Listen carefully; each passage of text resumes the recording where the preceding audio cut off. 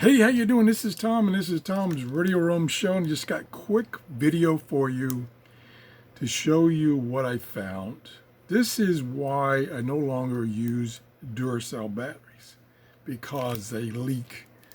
Now, these batteries are quite old. I just opened a drawer and found them, but they're quite old. Their expired date was 2013, so I understand. But notice the Panasonic here has no problems. Now, it's probably different chemical makeup, maybe that's it, but I've had trouble with Duracell.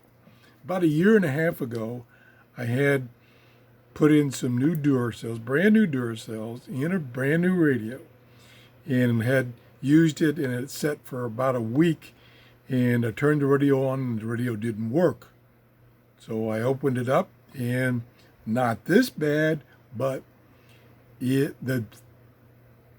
batteries had leaked. They had leaked.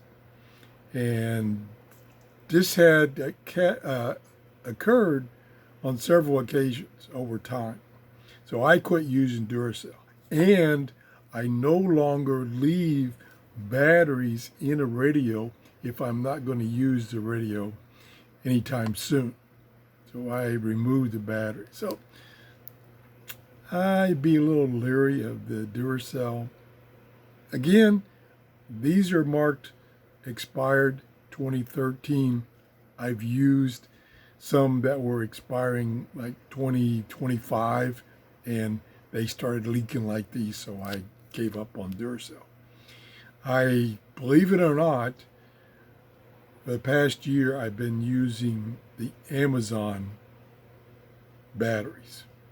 Yep, Amazon, and I haven't had any problem.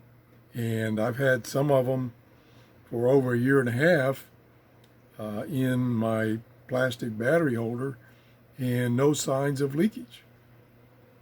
So just a little personal observation. Take it for what it's worth. Have a great day. Bye-bye.